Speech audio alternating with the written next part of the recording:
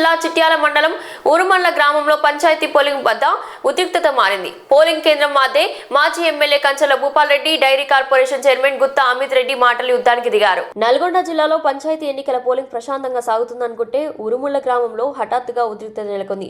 Polling కేంద్రాన్ని సందర్శించిన మాజీ MLA Kanchala Bhupal Reddy, dairy corporation chairman Gutta Amit Reddy మధ్య మాటల తూటాలు ఎగరడం ప్రారంభమైంది.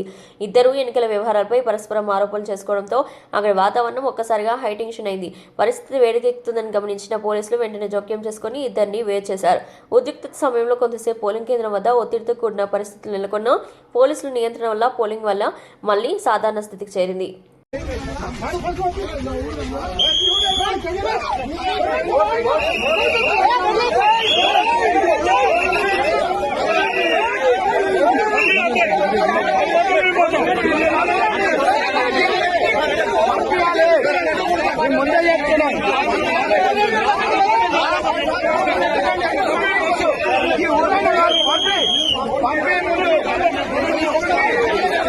పంపించాలి.